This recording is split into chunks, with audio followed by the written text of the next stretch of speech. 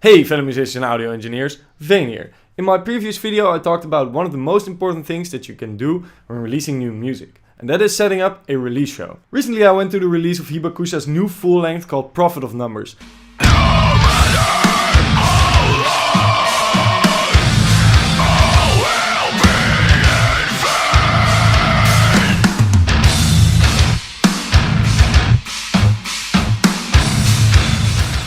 And they did such an incredible job of it that I just had to know how they did it. So in this video I'm talking with Jochem, the guitar player from Hibakusha, about the ins and outs of setting up a great release show.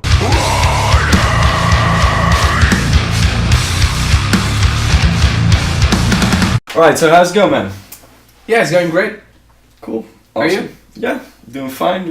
Happy that you're here. Alright, so you recently had the release show with your band Hibakusha. How's it going for your band right now? It's going great. We just released the debut record, Cool Length. Yeah. And had a nice party going on with it. Yeah. So the reactions are better than we could ever dream of, and it's amazing. What makes a release show special compared to regular shows for you?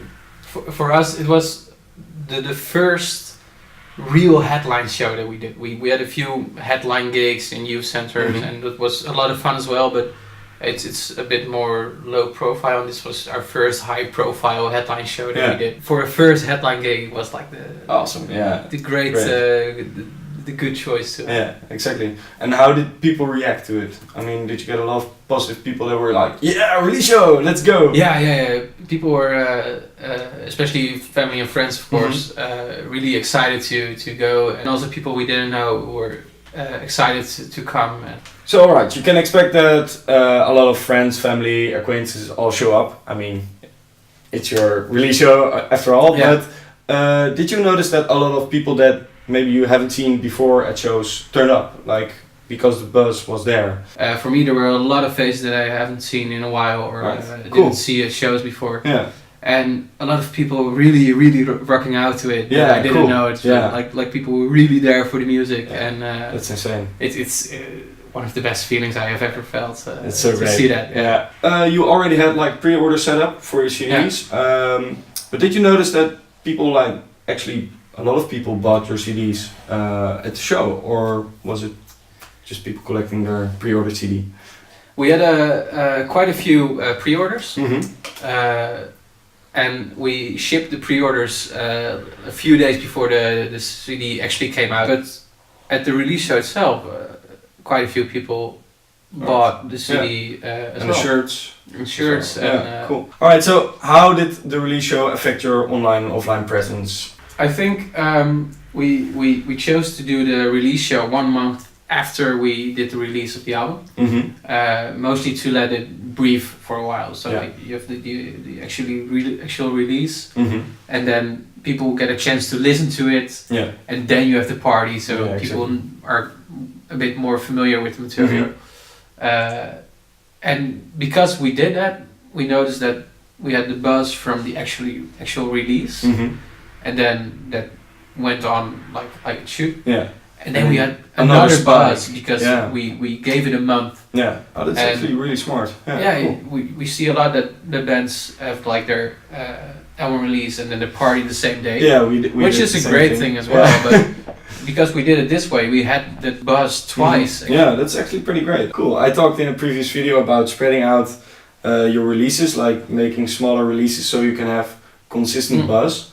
Instead of like taking 3 or 4 years to make maybe an album. And I think like spreading your release show and your actual release accomplishes the same thing, and that's actually pretty genius.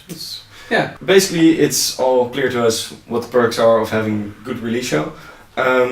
But now I want to dive in a little bit deeper into the nitty-gritty details of how you go about setting up a great release show. I mean, it's pretty complicated. It takes a lot of effort. You need to find the right people, the right venue. You need to get people to your show. You know, there's a lot of preparation and planning. So, how do you choose a good location? Well, for us, the location was quite obvious because we have a lot of contacts at Patronaat as it is. That's because your hometown, right? It's our hometown, and we come there ourselves a lot, and we know a few people there from Complexity Festival. And those became quite good friends of ours as well. So the contacts were there. The venue is where we live. It was the only choice. Yeah, exactly. It was the only choice. Yeah. How would you go about contacting like a programmer or something like that with your release show plans if you didn't know them? Yeah, you have to find out who's the programmer because in my experience, venues don't really advertise them. If you have a friend who knows someone, then you can ask your friend. Maybe you can help introduce us, or and maybe if your friend doesn't know it, he says, "Oh, but you can talk to him or her." Yeah. Maybe he or she knows it. Play shows for 2, 3, 4, 5 years and get to know those people who might be able to help you. And I think one of the really important things as well is like try to show them what the value is of actually booking you. Because if you're just like, hey, we're a band and we want your audience to watch us and we also want you to pay us, then most people are like, no, I'm sorry, it's not gonna happen. So I feel that it's really important that you actually can convince a programmer, even if you're not friends, that if they book you there, they're gonna have like a sold out show and it's gonna be amazing and people are gonna be happy that they're there and they're gonna drink a lot of beer. How did you guys actually come up with the ticket price? Is that something that you decided with the venue? Is that something that you came up with? How do you decide on a proper pricing? The ticket price actually decided by the venue. We never spoke about it. We never agreed on anything beforehand. Yeah, so they were just like this. When the tickets went for sale, we kind of got scared of the price because it was around 15 euros and I think that's pretty high. It was pretty pricey for a local band, which we still are. But I guess it's just like the calculations from the venue. They made the price and that's pretty standard for a show there. Well, I've actually seen like a band ask 0 entry fee, and the way that they did that is that they just hired the place and they just paid for like the whole. How do you feel about that? It's another way to do it if it feels like the right thing to do. Like your night deserves that kind of approach, then you should do it. But it was fine as well because there was a lot of people. Exactly. We had a good time. Yeah. This is really important. How did you get all these people to your shows? We bribed them. No, we just invited everyone we know, and we talked about it a lot, and not even like really forced, but it's something we really love to do. So you're gonna talk about it. Really passionate. Yeah. So you're gonna tell your friends, your family, your coworkers, your like the guy standing next to you waiting for the train. Like, hey, I'm in a band. I guess that's the way we got like so many people that attended. So it was just a combination of like inviting people on a Facebook event, but also like talking to people in real life. But did you also like just send Facebook messages? I really dislike getting those messages. Yes, exactly. It almost always have like the counter effect on me. Like someone who adds me on Facebook say, here, it's my band, listen to it, man. Like I know you're excited about it, but I don't have time for it because I'm working or doing something. Or I'm just not interested because of your general attitude. If I find your band and I like it, I will listen to it. Yeah, exactly. Don't worry. Like it will happen if it has to happen. So I don't like sending out messages like come to our show, please come to our show. No, I invite you, and if you decide to come, I freaking love it. And if you decide you don't really feel like it, then I don't think you should come because you wouldn't enjoy it anyway. I think the quality of the entire show will be uplifted if there are mainly people who are just generally really interested in coming. So I think that's actually a really good thing. Okay, so you guys had one support act. How did you guys go about choosing like the right support act? We talked about it a lot, and there were a few factors that influenced our decision. There are a lot of great bands that we would like to invite. We chose Menace Plague because it's a band that we have played with a couple of times.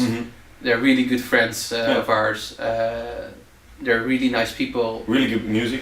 as well. And they're just a good live Yeah. band, like the right energy and a good positive vibe. Yeah. And they booked a lot of shows for us as well. Yeah, so exactly. it felt like it was the right thing to do.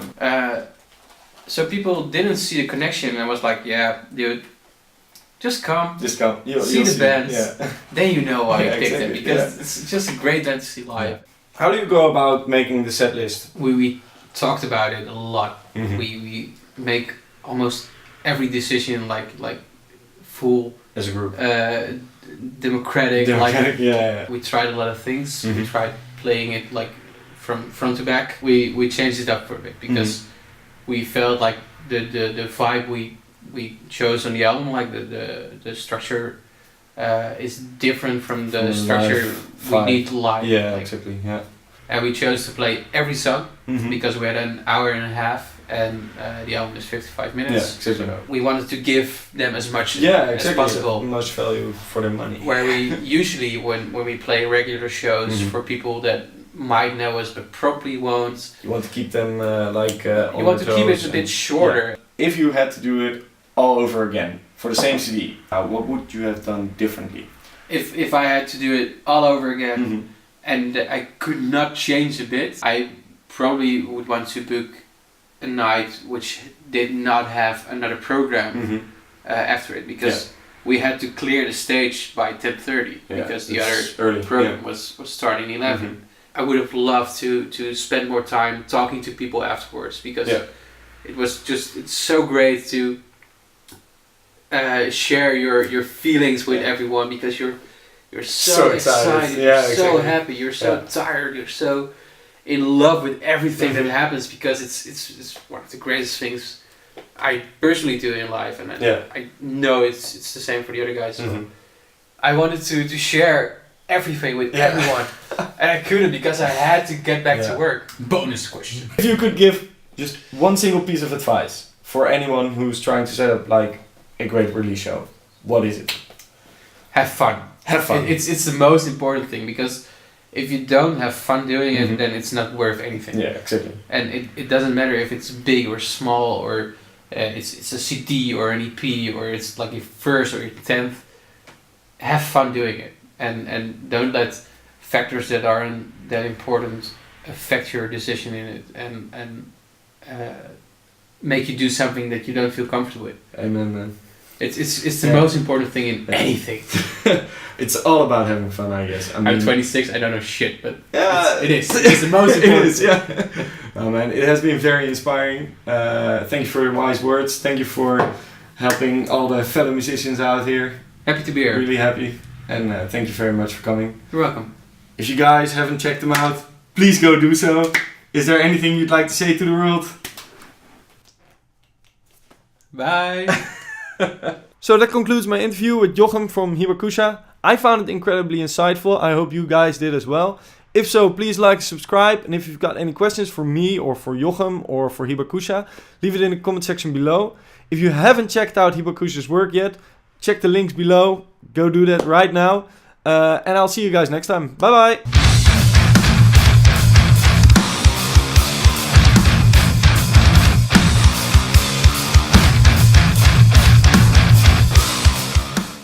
Nu